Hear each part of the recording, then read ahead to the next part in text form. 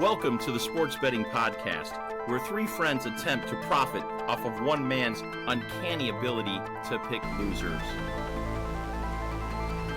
Operation Fade Jerry starts now.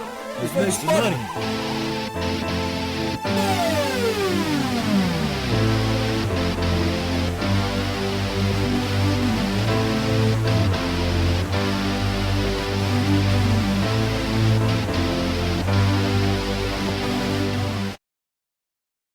Welcome, friends, to the premiere episode of Operation Fade Jerry.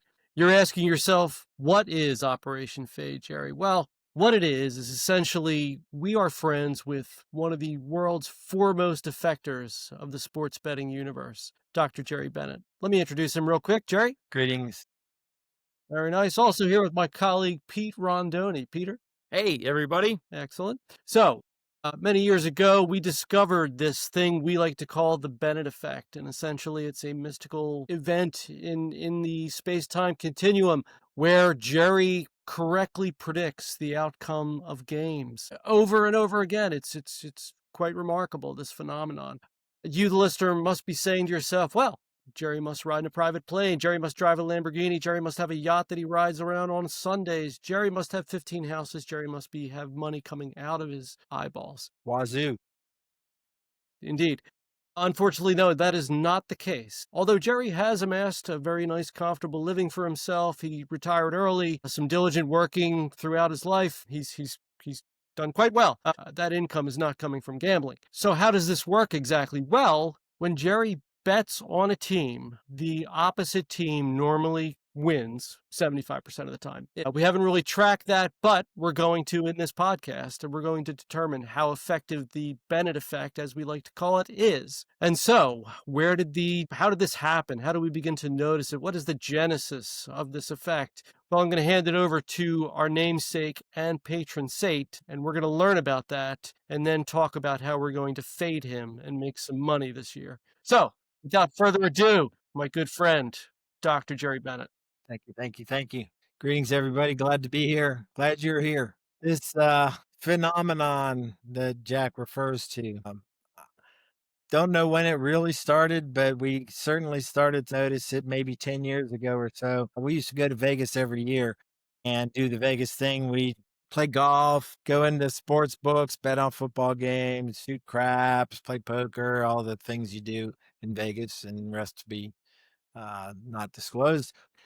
1 year, about 2014, I think we were there and we got back from the golf game, decided to go over to MGM, make some bets on the college games. And I made 2 or 3 bets. Jack makes 2 or 3 bets. Pete makes 3 or 4 or 16 bets. And the games finish up. They win a couple of theirs, lose 1 or 2. I lost all of mine, first 3 or 4 college games. And then the night games come around and make 2 or 3 more bets. And I lost all of those. And they won a couple here or there. Next day, we start betting on NFL, and I noticed these 2 guys are waiting for me to bet first. And they're quietly running up to the sportsbook window and placing the opposite bet of whatever I bet on. And it turns out that that whole weekend, I ended up going 0 for 10. 0 for 10. These guys are winning because they're betting against me. Whatever I bet on, they go bet against it and they win. I went 0 for 10. You try to go. I challenge anybody to try and go 0 for 10. You absolutely can't do it. It's a challenge. You can't. It's almost impossible. Not only did I do it, 10 years later, we're in Atlantic City, kind of doing the same thing, played some golf. We're in a casino making some sports bets on Saturday, and I'm noticing I'm losing my bets again. I'm 0 for 5, 0 for 6. Gets to Sunday, 0 for 7, 0 for 8. And I get this notice pops up on my phone, from Facebook. It says, hey, 10 years ago today, you were in Vegas at the MGM.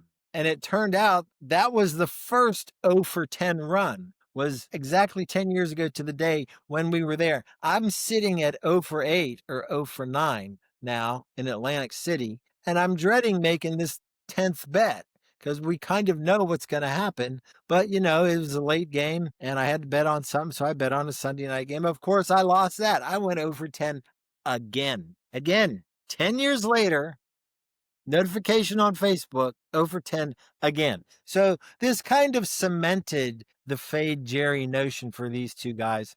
And, they've kind of been doing it ever since. And Jack thought it might be a very charitable thing to do to start this podcast and let the world share in my ability to predict the outcome of games negatively. Yes. I remember that 10th game in Atlantic City like crystal. I'm sitting there next to you. It's 10 minutes before the Sunday night game, and you're like, I'm not betting. I'm not betting. And we're just waiting. Pete and I are just sitting there waiting, knowing what's going to happen. Drooling a little bit saliva coming down, waiting in anticipation. And we had been fading, by the time he gets to 4 losses in a row, we know it's game time. And, we had run off a nice 5, game in a row run. And he walked up to the window and he came back and he sat down and he just handed me the ticket. It was so nice of him. Just handed me the ticket. And I immediately went to the window. And there we are. And, I just want to add to that because the audience is probably listening right now. And I want to put it in perspective. We all have that friend that sometimes gets cold when they're picking games, wagering, just not having much luck. And, in our world today, people will kind of just avoid that person. And we don't want to avoid it. We want to capitalize on it. So I'm going to let Jack continue. But yes, it's a special quality, special characteristic. But Jack, please continue. Yes, please. Now, remember, the rule is Jerry must place a wager. He could say West Virginia's going to win this game and they win. But if he places a bet, West Virginia money line, it's over for them. And so the universe has been affected. The universe has been affected. We have some 2025 proof to share. So it was spring. We were in Arizona playing golf. Very nice resort. Out on the course, we went back to our Verbo, showered up, ready to go to the casino. Unbeknownst to us, Jerry had placed a wager, a parlay bet on DraftKings. So we get to the casino, and Pete and I are ready to bet. We want to find out what Jerry's betting on. He's like, "Nope, got my wager." So we go up to the window. We make our bets. We all settle in to watch some college basketball games. March Madness. Indeed. And lo and behold, we find Jerry has won the first leg of a 2-team parlay. And the second game is ongoing. It's Michigan State versus Ole Miss. And we're getting near the end of the game. Jerry has Michigan State -4, and Ole Miss has the ball. Michigan State has a 6-point lead. Michigan State has the ball. They score and go up by 6. Ole Miss has 4 seconds left. Jerry is now frantically going on DraftKings to try to cash out his bet, because he knows. And I think he can make 90% of his capital back if he cashes this bet. But lo and behold, we're in a casino, and you can't access a betting app in a casino. We all realize this. Ole Miss inbounds the ball. Dude comes across half court, maybe 5-6 feet, puts up a prayer. It bounces off the back of the rim, goes straight into the air, and falls through the rim. Michigan State wins by 3, and the Bennett effect is yet again completed. 1,000-to-1 shot. Yeah, this is earlier in the. Here we go. There it is. No. Yeah. That was terrible. And at that moment, it was one thing, Jack, that we took advantage and saw, the football bets. And, I know you're going to get to the golf, but, we saw the basketball bet. Jerry does not discriminate whichever sport it is. And that's what we love about the guy. He's humble. He's willing to share his picks. And it crosses over to different sports. It's special. I remember when that basketball fell through the rim. I just looked at him and went, "That's some Bennett effect shit right there, dude." They didn't even need to shoot the ball. It was a worthless, pointless shot. All it did was lose my parlay. That's all it did. It bounced on the back of the toilet seat and then landed right in the toilet bowl. So if you had a wager on Ole Miss that day, just remember, Jerry won that game for you. You owe it to me. Yeah. Moving on. Masters 2025. Move along. Rory McIlroy is our leader. He's falling apart on the back 9 on Sunday. Justin Rose shot a final round 66, been canning putts all day. Rory gets to the 18th with a 1-shot lead, proceeds to make bogey on the 18th hole. Camera cuts to Justin on the putting green. He is literally jarring 8-foot putts one after another. Bang, bang, bang. In my mind, I'm like, I'm going to bet on Justin Rose. As soon as the thought hits my brain, I get a text, and it's Jerry. I am going to bet on Justin Rose. No, I immediately did. I So, did and bet this on is it. for the playoff round. Yeah. I immediately text back, send me the bet. He immediately texts back, no. I immediately text back, please, question mark. 30 seconds later, he sends me the bet. He's placed his bet on Justin Rose. I could not get to the betting app fast enough to put my money on Rory McIlroy. And sure enough, first playoff hole, Justin hits it to 8-10 feet, something like that. And in my mind, I'm like, yeah, he normally would make that putt. But now, Yeah. McIlroy hits it to 4 feet. Rose misses. McIlroy makes. Thank you, Dr. Bennett. Game over. There are a litany of stories just Yep. like this Yep. of some fantastic finishes that just have not gone Jerry's way. And it's really led us to believe, and we really do believe this, that Jerry has the ability to alter the outcome against himself, but thankfully for the rest of humanity. And that's why we're here today. So, Happened with that said, last weekend with the Eagles game too. oh yeah, go ahead, tell the story. I horse. Yeah, you did, you bastard. Well, that was preseason. I mean, in the big picture of Doesn't things. matter. It Well, doesn't wait. matter. In the big I picture had of money things, on it. Oh, you had money on it? Okay, because Oh, yeah. yeah. Well, it's not what I know. It's not what Jack knows. It's not what the best sports pickers in the world know. The origin of the show is about what Jerry knows and going opposite in that universe. So really, please understand there's a lot of sports handicappers out there, and we're not going to even try to fathom that we're an expert. But we do have something with our special friend here, Jerry, and that's why we're, sharing this with the world. Yeah, Well, the odds makers in Vegas, the guys that do the point spreads and make the payout, they're so good that if you bet on every game all the time, flip of the coin, bet either side, you're going to come out about 50%, 50%. You're going to win some, you're going to lose some, about half and half. I challenge anybody to go 0 for 10. Twice. Do it. Yeah. Try it. On the same day, 10 years later. On the same day, 10 years It's later. eerie. It's mystical. So, relative to our show, how the show will work in the regular season, we're going to start with football. We will make some pro picks during the week. We'll make 3 NFL picks. We will make 3 college picks, and we will make a bonus pick. I'm sorry, 2 college picks and a bonus pick. That could be whatever you want it to be, basically. We're going to track these picks over the course of the season to determine how the Bennett effect is faring, whether it's a true thing or whether it's a phantom in our heads, perhaps, but something tells me it's going to be real. And with that said, it's not like Jerry always loses. He definitely wins his, a couple bets here and there for sure. Yep.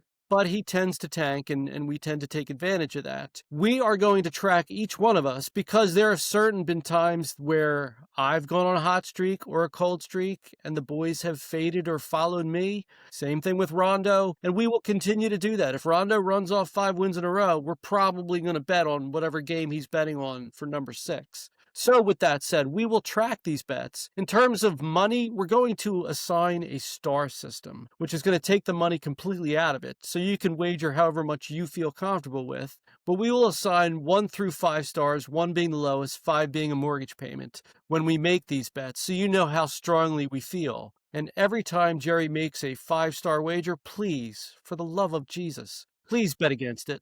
Thank you. So, anything to add, boys? Hearing nothing, let's move on. Move on.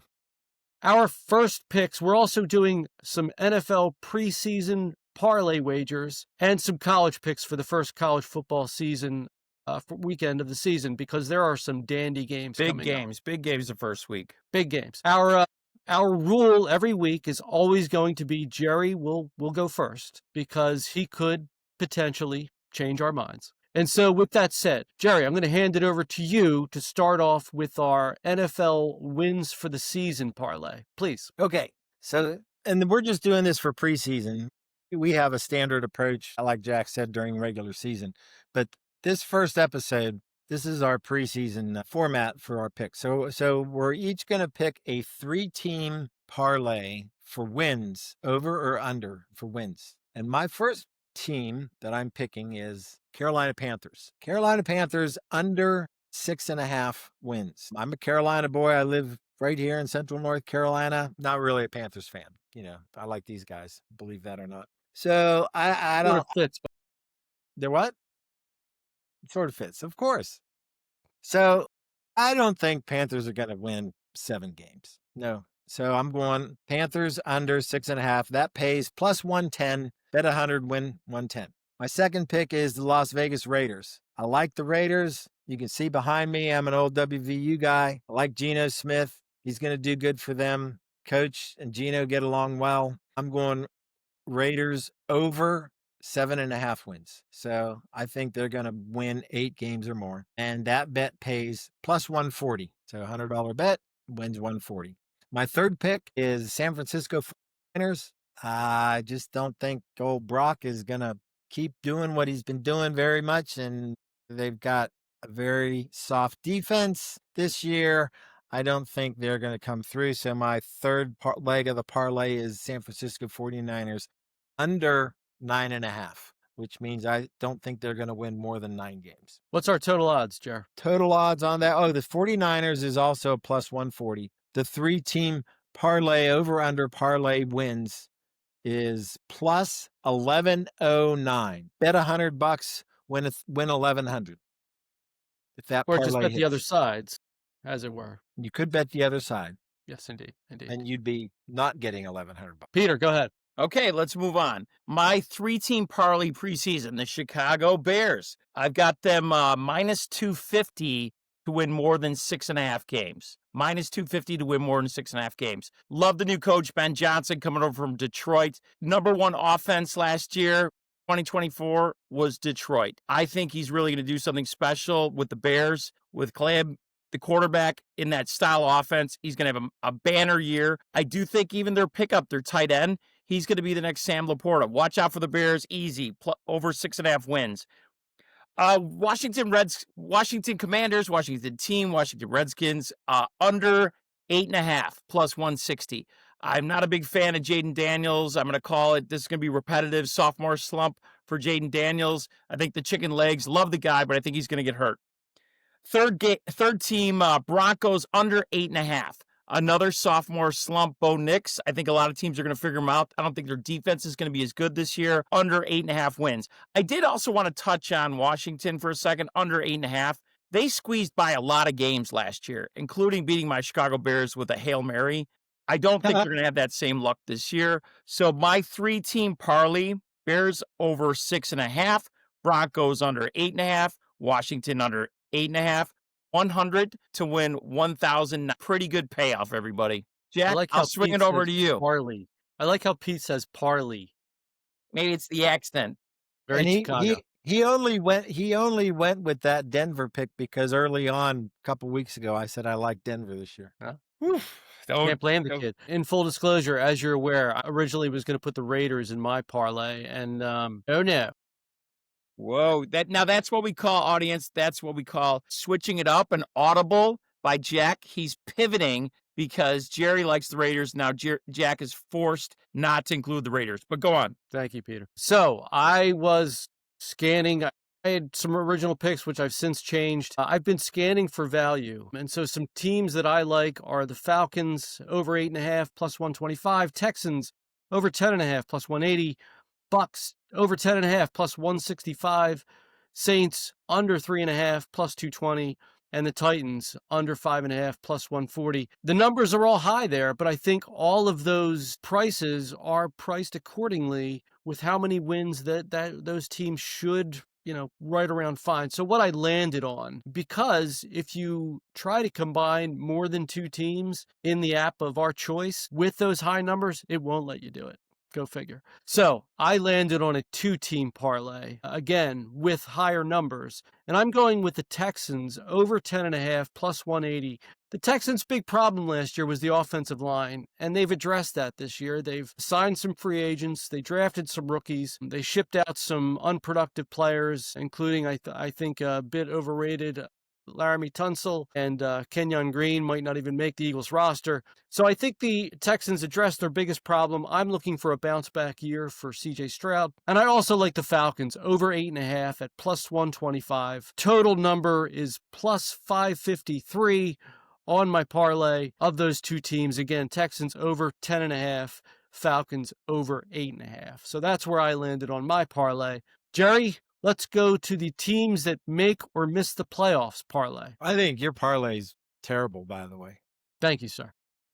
I feel very lucky now. The teams, okay, so our next standard parlay, again, this is just for preseason, teams that we think will make the playoffs. And this was, you can pick as many as you want.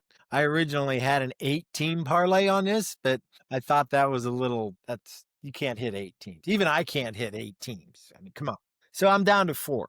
So my teams to make the playoffs are in the AFC, I like the Chiefs and the Texans. NFC, I like the 49ers and the Buccaneers. And that is a plus 432 4-team make the playoff parlay. I like it. I would add a couple more teams to that, but it's just too much of a stretch. So I'm just going to go with those 4. Chiefs and Texans, 49ers, Buccaneers, plus 432. Well done, sir. Peter. You know, I find this to be a difficult pick. You're picking 3 or 4 or 5 different teams to make the playoffs. And in my experience, you always start the NFL season. You have 3 or 4 teams that are going to surprise everybody, 3 or 4 teams that are going to disappoint everybody. So I really find this a challenging pick to say these teams are going to make the playoffs. I'm going relatively conservative. I'm going with a 4-team: Bills, Ravens, Chiefs, Texans, 100 to win. They're plus to win 250. So really going with some favorites, going with some teams that are expected to make the playoffs. I like the Bills, like the Ravens, like the Chiefs, like the Texans.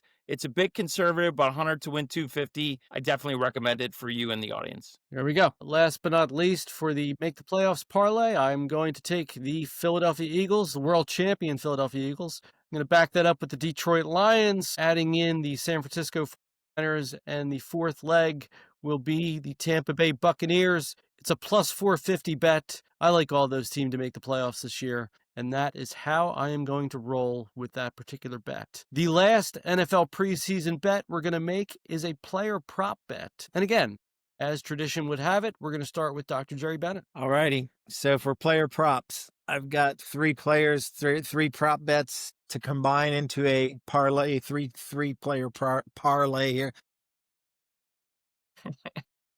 I originally had Saquon Barkley as my first one, but I have since revisited that. I've seen some videos and some ESPN pieces on what he's going to do this year. I originally had him as over 11.5 touchdowns, but things like, the tush push and him not getting these RPO passes as much and Hurts just keeping the ball more, I didn't like this. So I'm off of Barkley.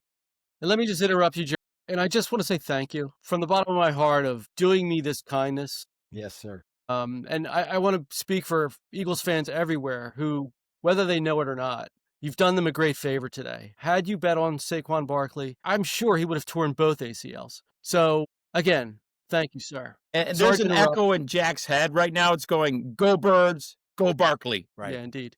So I just start. My actual first pick is Cam Ward, a new guy. Everyone's talking about him. Everyone thinks he's going to do great. I'm going to give him the benefit of the doubt for regular season passing touchdowns over 19.5. I think he's got over 19.5 in him. It's a fairly conservative bet. It's plus 110. Bet 100 to win 110. So I'm going Cam Ward over 19.5 regular season passing touchdowns. My second is Tua Tagovailoa, or however the hell you pronounce it, Miami quarterback, regular season passing yards. In my head, this guy gets hurt and he goes out and he doesn't play for multiple games at a time. I don't know that he's really recovered from last year. I guess they say he is. He says he is, of course. But this is a passing yards, regular season passing yards pick. Under 3,450 passing yards for Tua. That's my second pick, and that one pays minus 125. So, minus 125, that's a pretty good bet. So for those that are listening out there, Tua will be on the AFC Pro Bowl team. Is that correct, Jack? We'll Keep see. going, Jerry. We'll see. My third pick, who will probably be my number one fantasy football draft pick, because I picked 4th this year. And I was just looking at the list of who's around 2nd, 3rd, or 4th. My third one is CeeDee Lamb. Regular season receiving touchdowns. I think CD and Dak are going to connect. Dallas is going to make a good run this year.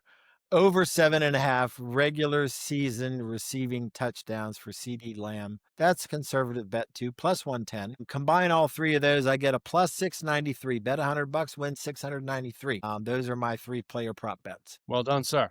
Peter, do it. I'd actually like to do the opposite of all those three and just close it up. You took Cam Ward, 19 touchdowns. Titans, the worst offense last year in football. All right, Jerry. Okay, on a more serious note, let's talk about my 3-player picks. 3-player profile. What is this parlay? Okay, so the 3 players that I picked, Raiders, Ashton Genty, phenomenal rookie, Barry Sanders-esque. I got him running for over 1,050 yards. It's minus 110. I got Cooper Kupp getting traded to the Seattle Seahawks. Remember Cooper Kupp, former MVP? Yeah, Super I remember Bowl, Sam Darnold too. 700 yards. All he's got to catch is 700 receiving yards. Cooper Kupp, Sure. little chip on his shoulder. They kicked him out of L.A. I think he's going to easily get over 700 yards. How many did he have last year? Moving on. Yeah. I'm going to go with Okay. the Chicago Bears. I'm really thinking the Caleb Williams over 3,600 passing yards really has to do with Ben Johnson, the new coach coming over from Detroit. You know, it got me thinking about how fast the Bears offense is going to be. And it reminds me of that Ben Johnson sprinter from Canada years ago. And it's so ironic. The coach, Ben Johnson of the Bears, fast-paced offense, easily over 3,600 yards for Williams, quarterback. Bottom line is this, the 3-player parlay, $100 to win 683. So not a little bit conservative, 100 to win 683. But we here to do quality bets. I like that one. That's right. Mine Very was solid 690. research That's with real the close. Canadian Ben Johnson, might I add. I know. I like it. Last but not least, my 3-player prop parlay. Very simply, I like Kyron Williams for the Rams, over 1,000.5 yards at minus 110. He's their horse. I think he's going to do nicely in that offense. They have a good offensive line. They're going to run the ball. And with the injury to Matthew Stafford, who knows what's going to happen there. So they're going to have to run the ball. Bucky Irvin from the Bucks came on strong last year. I like him over 1,025.5. Again, minus 110. Again, he's the workhorse for the Bucks. And much like Peter, I do like Ashton Genty over 1,050.5 minus 110 yards. They took the kid in the first round to give him the ball. That's what they're going to do. The total for those 3 players, plus 665, looking to capitalize there and enjoy those earnings. So now we get into some actual picks of some actual games for the first weekend of college football. As I mentioned earlier, there is some dandy games. Amazing. Three games of top 10 opponents to start us off in the college football season. So with that said, our first game is Texas traveling to the Horseshoe in Ohio State, and I will turn it over to our starter, Jerry Bennett. Texas at Ohio State. So I've been to games at Texas. I've been to games at Ohio State. They're 2 tremendous stadiums. The Ohio State fans really think that they have this amazing stadium at the Horseshoe and nobody could come in there and beat them. And Michigan seems to do it because Michigan has a bigger stadium than them. Well, you know what? Texas has a bigger stadium. Texas was number 1 last year. Texas is returning all kinds of incredible talent. They are pissed at what happened to them last year when they should have won it all. So Texas is going to come in there and show those Buckeyes who's boss. I'm betting the money line on Texas in that game. This is a tough one, but this is the essence of the show. I was going to go with Texas. I feel the same way that Dr. Bennett felt a lot about Texas going there. However, the Bennett effect forces me to take Ohio State Buckeyes. They're at home. Arch Manning's going to be under a lot of pressure, his biggest pressure college game. I think he's going to crack. No one's talking about one of the Heisman guys, Jeremiah Smith, the best wide receiver in college football. Throw him a screen pass, throw him a pass across the middle. The concern I have is Ohio State's new offensive coordinators. You know, usually what I see when teams have new coordinators, it takes them a little bit in college to get adjusted. Maybe Ohio State comes on later in the year. But just going to go with the opposite of Bennett, going with the Ohio State Buckeyes, and just fading Jerry. That's what it's about, everybody. Are you betting money line or point spread? I will do money line, not to get cute. Head to head. Here we go. You're Here we doing go. money line on Texas. Yes. So in the opposite universe, money line on Ohio State. Period. All right. All right. It's solid logic, Pete. There are all kinds of reasons to bet Texas in this game. They've got a great coach who I think is one of the up-and-coming best coaches in college football with a great redemption story. They've got the lineage of the quarterback. They've got a phenomenal defense. As Jerry mentioned, they're returning all kinds of talent. They're really one of the premier teams in college football. There are only two reasons to bet on Ohio State. One is Texas is traveling to Ohio State, so Ohio State does get the game at home. And two is Jerry. Yep. I knew that was two. I knew it. Yeah, indeed. I mean, Pete mentioned Ohio State has two new coordinators. One is Matt Patricia, who is probably Bozo. the worst Worthless. defensive coordinator you could hire. Brian Hartline is the offensive coordinator, and the first time he was at Ohio State, he was terrible. So, golly, I mean, Ohio State is also chock full of talent, great new quarterback, etc. But I got to go with what works, and what works is fading Jerry. And so I too am going to take Ohio State, but I'm going to get 2.5 at home. I'm going to take those points too. Thank you. Game number 2. The Clemson Tigers, one of the most underrated teams in college football, hosting the LSU Tigers in the Battle of Death Valley. This game happening in South Carolina. What do you think about this game? I think it's ironic that they're both Tigers and they both call their stadiums Death Valley. Is there something to that? I don't know. It's weird, but I like it. I haven't researched the history, but I've always liked LSU. I think they've got high quality program all the time.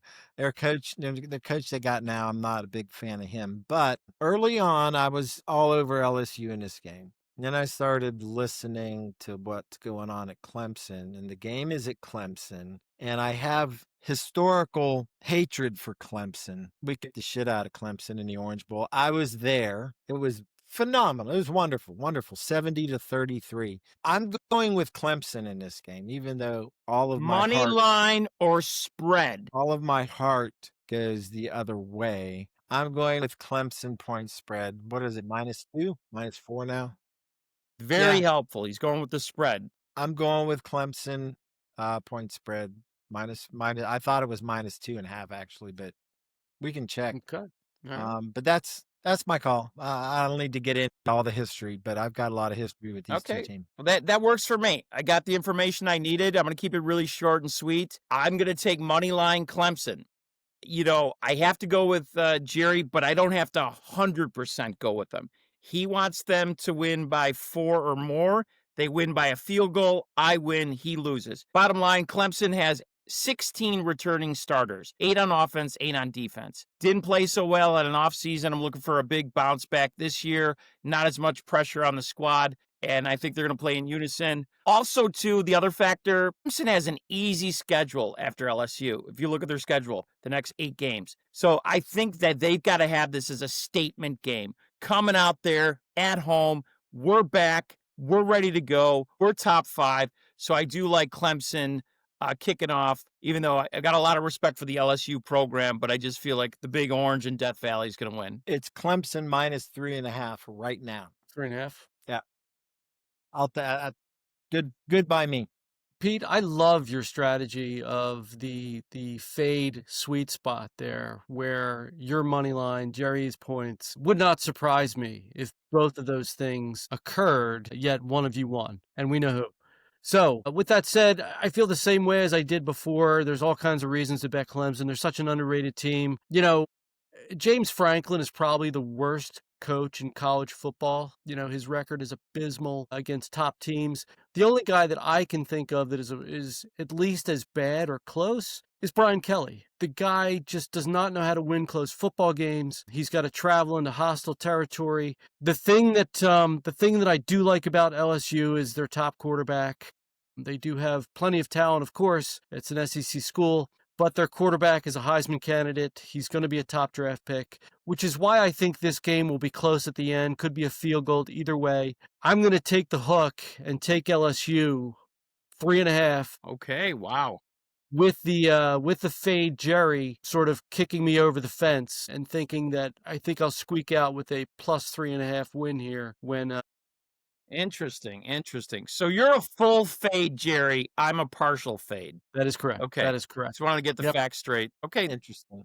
All right. Indeed. Game 3. Last game we're handicapping this weekend. The Notre Dame Fighting Irish traveling down to Miami for the Convicts versus Catholics round 3, 4, 5, however many times they played. A big game, obviously. A good game. Jerry, please, your thoughts. So my thoughts on this game. So I grew up in the upper Midwest, and all the good Catholics always loved Notre Dame. And actually, my cousin was the band director at Notre Dame. So my whole family was all over Notre Dame all the time. I've been to Notre Dame. I dated a girl in college that was from South Bend. I went to South Bend. I'm sick of Notre Dame. Notre Dame is always so fucking overrated, in my opinion. Seems like every year they're just supposed to be great, okay? They're not. Miami, on the other hand, used to be a powerhouse in the Big East back in my old Big East days.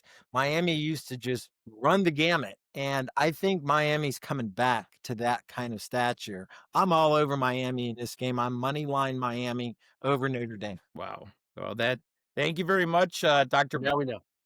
Makes my pick easy, Jack. Not a whole lot of analysis here. The only thing I can say is that Notre Dame's more focused. They're in the Midwest. They're miserable. They're hungry. They want to go down and kick some Canes' ass. And Carson Beck's probably got transferred there and a sixth-year quarterback, having a lot of fun at those Miami pool parties. I do like the running game of Miami. I saw a couple really good running backs there. But once again, the Bennett effect, Jerry, your impact on my wagering, I have to take Notre Dame. Money line, going there, more focused than the Miami Hurricanes. Paying that Carson Beck quarterback millions of dollars, I feel like is just ridiculous. Might be even hurting college football. But we'll see how he performs. So love the Fighting Irish, and I'll pass it over to you, Jackie. Yeah, again, I do think Miami has the better quarterback in this game. I do like Notre Dame's coach quite a bit. It's a toss-up for me, and when in doubt, you know what I'm going to do here. So I'm going to take the Irish, and yeah, Money line is only plus 114 for Miami. It's almost even. Yeah, it makes a lot of sense to me, but the space-time continuum is also you can't fight the there. trend. You can't fight the trend. They're playing in Miami. Notre Dame is going to be dogged. They're not going to be able to breathe. It's going to be 110 degrees. A hurricane's going to have just gone through. It's going to be sweating their ass off. I realize all that. What I also realize is by fading you 3 times, I'm going to win 2 games. Yes. Okay. So there we go. That's a good logic. Boys, any star ratings for these games from you folks? I have no star. Everything's even for me for this. 1 star? First week. No, Rondo? I go more. Anything I'd go more 2-star.